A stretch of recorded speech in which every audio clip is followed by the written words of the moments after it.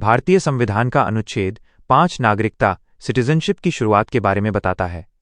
सरल शब्दों में कहें तो ये तय करता है कि 26 जनवरी 1950 संविधान लागू होने के समय को भारत का नागरिक कौन माना जाएगा। यहाँ इसे आसान भाषा में समझाया गया है। अनुच्छेद 5 संविधान के प्रारंभ पर नागरिकता।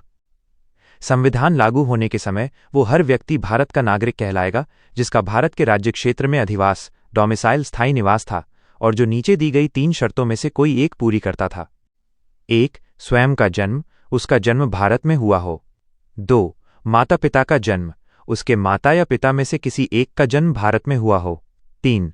लंबे समय से निवास, वह संविधान लागू होने से ठीक पहले कम से कम 5 वर्षों से साधारण तौर पर भारत में रह रहा हो।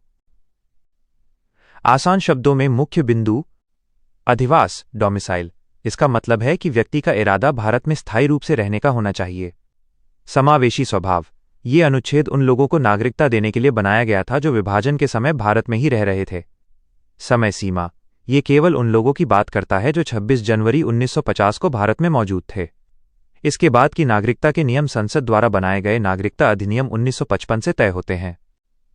एक उदाहरण, अगर कोई ब्रिटिश अधिकारी या विदेशी नागरिक 1945 से भारत में रह रहा था और 1950 में भी उसका इरादा भारत में ही बसने का था, तो अनुच्छेद 5 के तहत वो भारत का नागरिक बनने का पात्र था।